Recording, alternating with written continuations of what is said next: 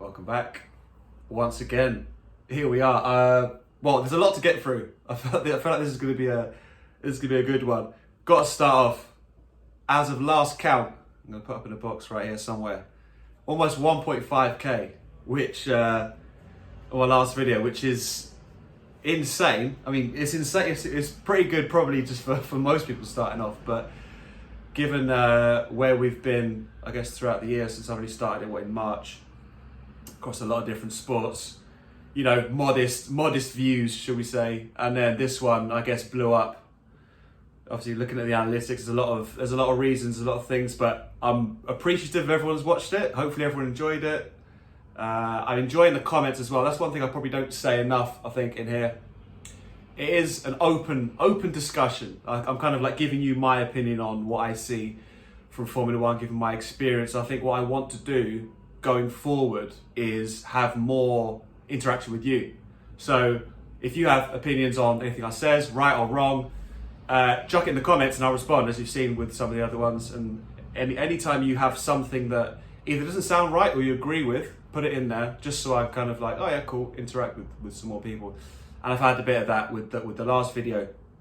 Regardless of who you support, and I guess it probably does, as anyone who's watched me from the beginning, I guess would know that I'm trying to be fairly balanced. Obviously I like certain people in all sports, but I try and give a balanced opinion because it isn't just a Man United fanboy, Lewis Hamilton fanboy, whatever account. The point is, okay, granted I'm a fan of certain people, but I'm going to try and give an overview. And certainly, I guess if I'm a fan of a different type of athlete or team to you guys, or to some of you guys, then it'd be good for you to see what the other side think. So it's going to be, try and be entertaining, try and be informative, and I'm going to try and stir debate and just give you my thoughts. That's all I'm going to try and do. But I guess if you're new to the channel, welcome, rather than welcome back, welcome. And check out the old stuff. So the old stuff in my channel, you'll see, is I'm going to try and rework it if I can. But obviously until quite recently, I was doing all the sports in one video, and then very recently I started timestamping them. So you are able to go back through them, check out the timestamp and watch the Formula 1 stuff, because there's some really good stuff going back. I only did a few spin-off videos for the Silverstone crash and some other little bits, and then I started doing more specific videos like this. So if you're a fan of Formula 1, go back through all my videos. Some of them, I think at least half of them that include Formula 1, like, 'cause I've done the whole season so far, so you won't have missed anything. But you will have to kind of find either in the description where I've listed it, or literally timestamp. So that's your homework for next week. So watch all my stuff, get in the comments, and I'll see it all. So, and obviously a lot of people have subscribed since last time. Keep smashing the subscribe. Let's build up to 100, and then we'll go from there. Keep going, because obviously views wise, we've ticked a lot of boxes now. Where it was 1.5k almost. So onwards and upwards, and obviously thank you very much. Now that that's out of the way, all the admin's out of the way, we need to get into what happened last week, and what's going to happen, or what I think might happen this week. So Mexico, oh boy. So it was weird because at the beginning, so what I like to do before every time I do one of these videos, or even before I watch the new race, is watch the last couple, because what I realise is my personal experience of Formula 1 is I always used to watch qualifying. Obviously be aware of what's going on, but generally speaking, watch the qualifying, watch the whole thing, and then watch the race. But now, I'm obviously doing a lot more research externally, watching all the practice sessions, all the little articles that come out, all the little news behind the stuff, so you get a better picture of who's doing what. Because I feel like if you show up at qualifying for a lot of these races, or certainly if you just watch the races, you won't have a clue of the kind of the progression of all the teams, not just the championship leaders, all the teams as they go through the weekend. Because they obviously arrive at the weekend, as many of you know, they arrive at the weekend and it's kind of very raw, and just go chuck the car out, do some testing, get the tweaks, and then it kind of evolves and evolves and evolves. And obviously the times come down, and then qualifying is peak performance, and then the race again is often somewhat different to qualifying. So what I like to do is go back through the old stuff. So Mexico, if we wind it back, the old Mexican races, I didn't realise quite to the extent, not just Red Bull, but Max Verstappen had dominated these races. Like I remembered him winning, But I think it's what's interesting for me to realise, looking back at a lot of these races, and with Brazil as well, that we'll get into, is normally you follow, well, I, as obviously being a Hamilton fan, you follow the championship as it's going along. And by the time you get to Mexico, certainly USA, Mexico, Brazil, the championship is done, and then that's it. There's no kind of motivation. So you're not really paying attention to every detail. So I didn't realise that Max, 2017 and 2018, led every lap of both races. Like he did the same as what he did in the race last weekend, or not? Yeah, pretty much the same as he did in the weekend. Gets after he wasn't never on pole either. He was always there's always a reason why he wasn't on pole as well. He's on the second row, led into turn one, and off he goes. Just he's got this ability where he just disappears, just drives off on his own race, 15 seconds down the line, and you don't see it for him until the end. And he's like, "Yeah, good race, guys. See you later." And it's just like, okay, cool. So 2017 and 2018, he led every single flipping lap. And then 2019 was Hamilton. Hamilton managed to win that race because they had contact. So Hamilton and Verstappen had a bit of contact in the middle. Verstappen got a flat tyre towards the start of the race, and then he kind of worked his way back. But as far as Mexico goes, yeah, it's a Red Bull track. Even when you watch the broadcast, when they're explaining to you why it's a Red Bull track, even Jenson Button and Brundle, they're trying to explain it. It's complicated, but the simplest version that I've kind of gained is it's to do with the turbo and the thinner air. Obviously, because it's altitude, significant altitude, the air is thinner, so the turbos are going to work harder. So obviously, because they're pushing air into the engine, this is what I understand it to be. Red Bull have the architecture of their engine allows them to do that better than Mercedes and other teams. So they've always been able to do that. So their engines just been able to work better at altitude. And they've always dominated the race. Mercedes have never dominated or even done well. I mean, they won the other year, but that was because Max at the back, and the other driver was Albon, so he wasn't going to win the race. So Mexico was very, very, not only Red Bull heavy, but Max heavy. And it's one of those races where it's fast becoming like a Silverstone for Lewis or a Hungary for Lewis. Like Mexico is nailed on Max Verstappen territory right now. So that kind of all progressed. The free practice was pretty Red Bull dominated. It looked like they were going to win it. They were going to get on pole by half a second to a second.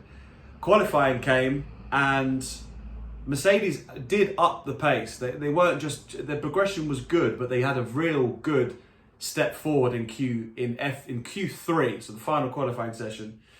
And they did look like they were a bit close to Red Bull, but Red Bull were going to dominate. So they all went out. Tsunoda, who was taking a grid penalty, was out there to give a slipstream to Gasly. And then when you watch the onboards afterwards, he was told by his team, Verstappen's behind, Perez is behind, and I can't remember don't know what the number of the corner is, but after the fast S section, he just kind of drives off the road and just sort of, I mean, it's incredible. Like, it's so, obviously he's a rookie, he will learn, but he just kind of drove off the road into the sort of the runoff area. And then when Perez came through on his flying lap, he sees a car, obviously he knows it's a Tsunoda, a car off the track, so he has to slow down because normally there'd be yellow flags being waved. So he comes off, he gets unsighted, he goes off the track, almost hits Tsunoda. So that's his lap ruined. He was on for a fast lap, and then Verstappen is flying through. He sees two cars off. He has to really back off. That ruins his lap. So it ends up being Bottas, Hamilton, Verstappen, which initially you're thinking, that's great, but then you realise it's the longest run down to turn one, and it's slipstream city for everyone behind them. So you're thinking, right, Red Bull are going to enjoy getting dragged all the way down to turn one behind the Mercedes. So my kind of perspective of it was, if Mercedes can obviously block the track the right way, they can lead into turn one. Now, Bottas and Hamilton, so Bottas was on the left-hand side as you're looking down the way.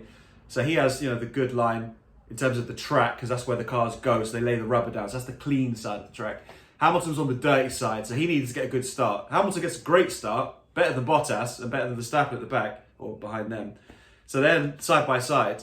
Now, when you watch all the onboards, because there's a video I'll definitely check out on the Formula One YouTube channel. They've got all the onboards. So if it's cool to watch just to see how everyone reacts to each individual incident. But when they get to the start, Bottas gets an okay start, Hamilton's up beside him, and they're obviously trying to keep station, they're trying to block. So Perez could have gone down the inside, but Hamilton was blocking, correctly, and so was Bottas. But Bottas left a whole car's width for Verstappen, who's not up beside him at this point. So there's a difference between leaving a car's length when you're going around corners, which you have to do, but in a straight line when Max isn't even up beside him yet, you have to block the inside. Bottas let Verstappen drive down the outside. Now it's 3 abreast going into turn 1. Now it's a right-hand turn, and Verstappen's far left. Like, as you're watching it live, I'm thinking, okay, there's no way Verstappen's going to get across the other two. Now, Bottas lifts off to let Hamilton, obviously, lifts off a little bit to let Hamilton go in.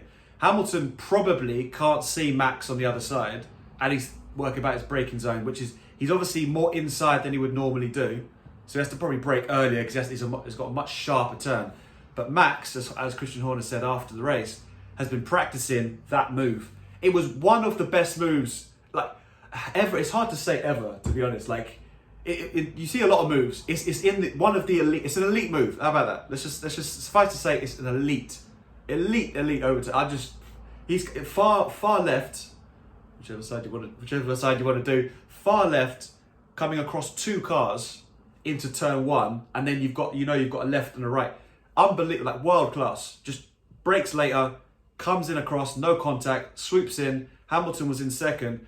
Now Bottas, by virtue of lifting off, was kind of in a poorish position. But Daniel Ricciardo, which we can briefly talk about Daniel Ricciardo for a minute. Like, I love Daniel Ricciardo, but that's a penalty all day long. This is my question for you guys. In the comments, Daniel Ricciardo, penalty or no? Forget about if you're a Verstappen fan or a Hamilton fan, just objectively if you can.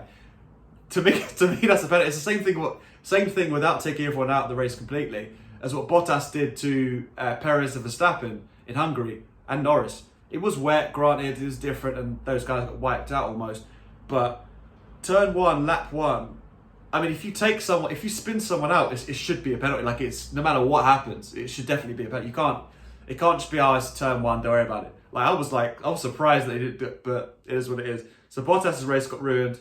So did Mercedes, because I think Bottas would have been in front of Perez, and maybe Hamilton would have been under less pressure. But either way, off Verstappen goes. See you later. Like, you can tell early doors he's just gone, and Hamilton comes on the radio saying he's too quick, and he was clear.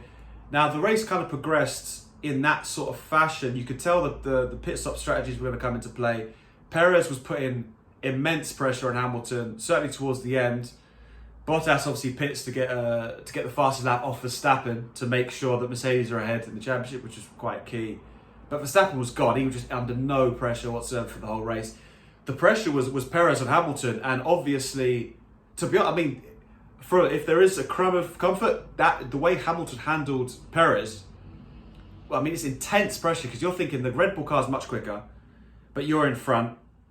Obviously, you've got to run the engine high. Mercedes got an issue. Obviously, well, I don't know if I think they fixed it now with their engine, and obviously with the thin air, your engine's working a lot harder.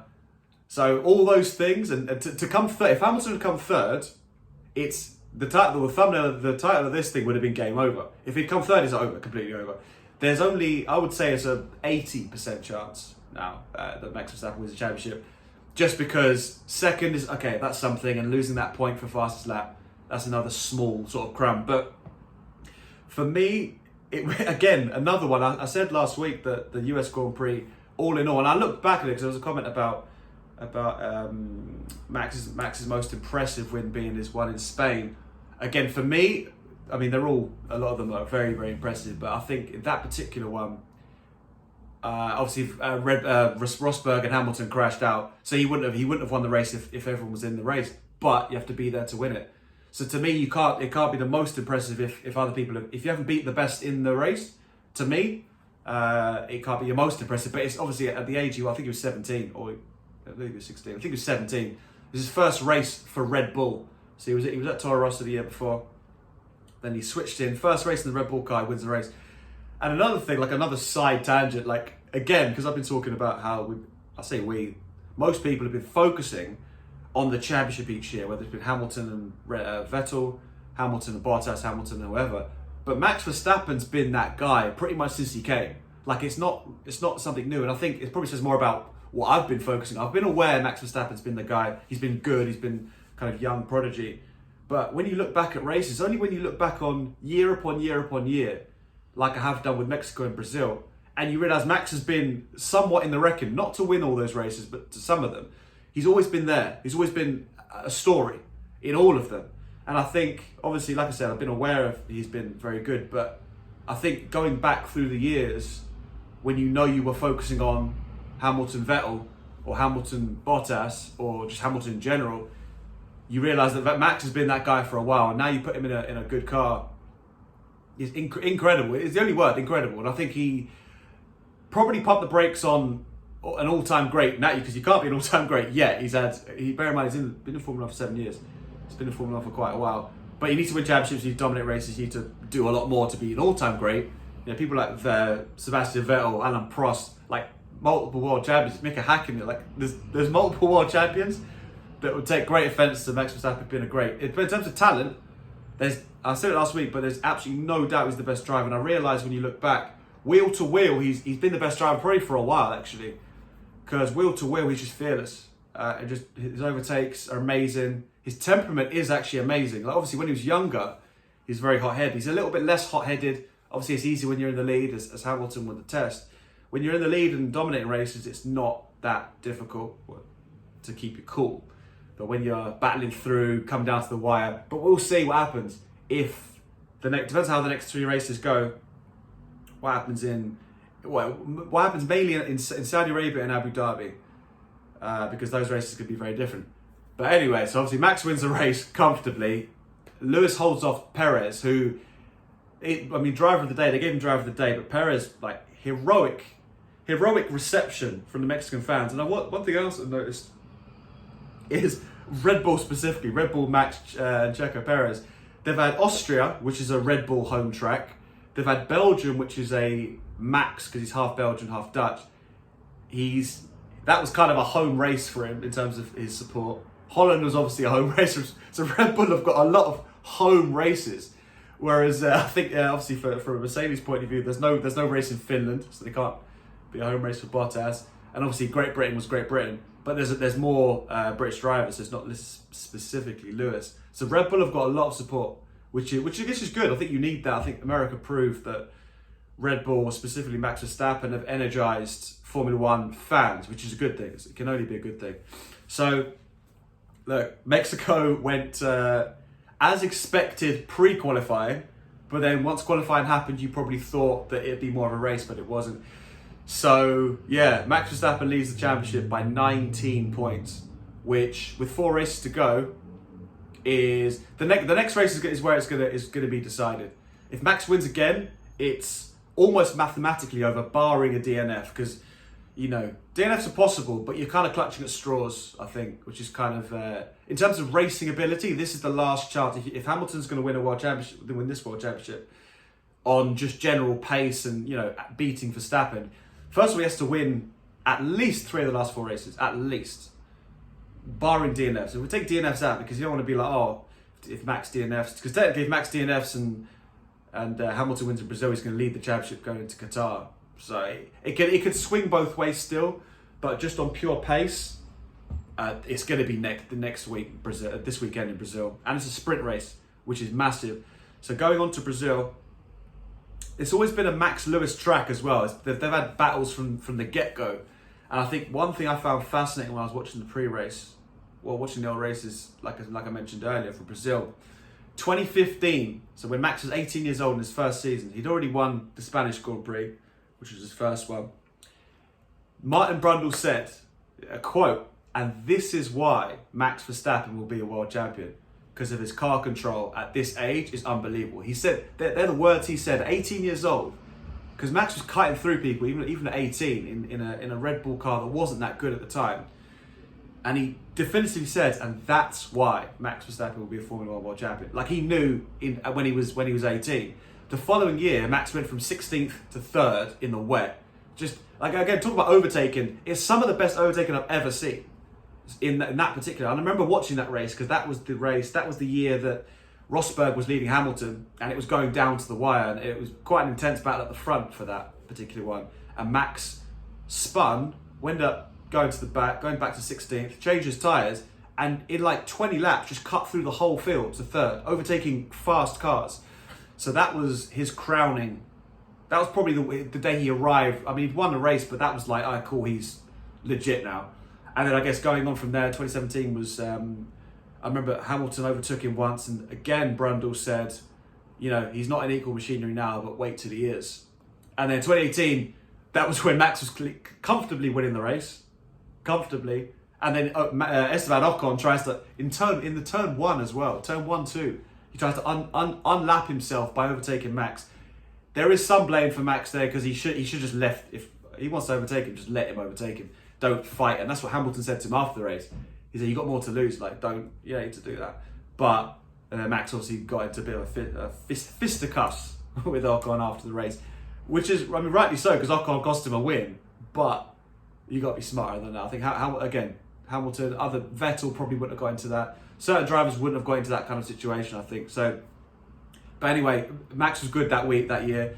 And then the last race, Max was absolutely dominant. Lewis has won the World Championship already the week before, and he ends up hitting Albon. He went for a move that wasn't really there on Albon and took a penalty. That race was pretty cool, because Sainz came from the back to come third in that race because of the penalties and everyone who crashed out. The two Ferraris crashed each other out, Bottas's car blew up, and Hamilton got a penalty. So it was a weird one, but it was a good race, really, really good race. So yeah, the long and short of it is, in terms of this weekend, it's Max country again, specifically Max country, and Red Bull dominate on this track. But one thing I think Damon Hill mentioned last week is the drag from out of the last corner up to the finish line needs a lot of power, because you're going uphill. And obviously, Mercedes have more power. So out of the last corner down the straight, they're going to have more speed. So there are two quite long straights, but after turn 3, there's like nowhere to overtake. And I've driven it hundreds of times in Formula 1. I've seen all the races. And unless you're Max Verstappen in the wet, or unless you're really, really got a pace advantage, which these two cars, in terms of the Red Bull and Mercedes, they're not going to have a huge pace advantage. But there's only turn 1 and turn 3. They're the only places you can really overtake. So, which is after the two long straights. Now, obviously, with a power advantage, Mercedes might be looking at that. But if it goes to form, Max should win this race probably comfortably. Because the years before that, their car wasn't superior. This year, their car is superior. So it could be, don't quote me this, but this could be an absolute whitewash. It could be. The only sort of asterisk, devil's advocate here, is it's a sprint race. So the sprint, obviously, they do the qualifying on the Friday. Now there's two chances for it to go wrong for either driver in terms of the sprint and then the actual race. And the other two times they've had a sprint was Britain. We know what happened to Britain. And the other time was in Monza. They crashed as well. So we're 100%. They've had two sprint races. This is the final one. There's 100% Max and Lewis crash rate on the races following the sprint qualifying. So we'll see. We'll see. Even if Red Bull qualify on pole, they've still got to do the little sprint race and not crash or not break down.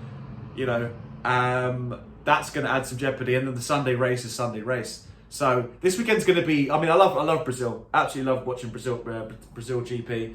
All the historical ones. It looks really good in terms of a track. It's actually quite bad in terms of because it's terrible for overtaking. But it looks good when the cars go through. It's a really tight and twisty track. Certainly Sector 2. All of Sector 2 is just tight and twisty. And you've got two big long, the really, really big long straight onto the finish line is really cool. So I'm looking forward to it. It's going to be really exciting race. And obviously in terms of, the pace advantage, I would say there's definitely a pace advantage for Red Bull. But obviously the top speed is Mercedes. But you only get two times to use that top speed. And only really two real opportunities to overtake when the cars are that close enough. Red Bull are in front, but yeah, there's nowhere else to overtake in the middle section. So this is pretty much it. You're going to need pole position. You're going to need to be on, if you can win the sprint race, or get on the front row at least. But we'll see. I think if Mercedes can get on pole, they can win the race, even if their car isn't as good. Just because of the layout of the track. The track is hard to overtake in the middle. And I guess you'll see with the straight line advantage of the Mercedes, when you get to the overtaking spots, Mercedes should have a speed advantage, a significant speed advantage. So we will see. Either way, like I've been saying, this is basically crunch time. I think if anything, I think a Verstappen 1, Hamilton 2 will be pretty much game over, because that would be, depends who gets the fastest lap. Let's say 7 or 8 points added, 26 points with 3 races to go. Then you're hoping for something bad. Then you're expecting, the only way something could go wrong is if a car breaks down or doesn't finish, and that you don't really want to be hoping for that, or you don't really want to factor that into a calculation. So it is pretty much, it's check. It's not quite checkmate, but it's definitely check. Verstappen is looking like he will take it, and he's deserved it for sure. He deserved it this year. Even if Hamilton wins the last 4 races, well, it depends on how he wins, I suppose, but Verstappen is definitely deserving of this one, and I think it will, if anything, it's almost like a trilogy fight, really. So this year will be, I guess Hamilton did get, if this is the first one out of a direct Lewis-Max championship battle, if this is the first one, the first year of 2022 could be the rematch, and then maybe if Hamilton stays on another year, it could be the decider. But it's got a very Alonso-Schumacher, for the old heads, Alonso-Schumacher sort of vibe,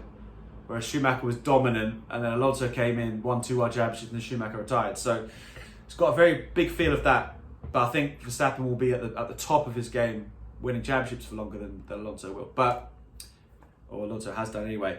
So yeah, Brazil this week, Qatar, Saudi Arabia, and Abu Dhabi. Abu Dhabi, the track's different, so it's not quite the same as the one they won on last year. They've taken out the hairpin. They want a more free flowing. I think 10 seconds a lap, they said, which brings it down to like a fairly short. I think what was the lap time there? It's quite a long lap actually. I think at Abu Dhabi, if I remember correctly, like 1:30 maybe. So yeah, down to like a normal short track, which could suit Mercedes if there's more straights, because there's a lot of long straights at that track. So this is it. Suffice to say, this is it in terms of the championship. I think this is the big one. But last weekend felt like how Britain felt in terms of momentum shift. Like this was, Red Bull are definitely the best, and take a 1. I mean, it should have been a 1-2 really. And Hamilton did well. To be fair, I mean, for all the praise I give Verstappen for clearing out and winning that race, Hamilton deserves a lot of praise for the way he held up against Perez, because it looked pretty intense. So again, going back to the beginning, thanks for watching last week. Thanks for watching this week if you got this far. Chuck all the comments in. Anything I've said that's has triggered you or you thought was correct, chuck it in there and I'll have a look at it. Subscribe, obviously, and I think going forward, we're going to get, obviously, this is going to be a staple every week.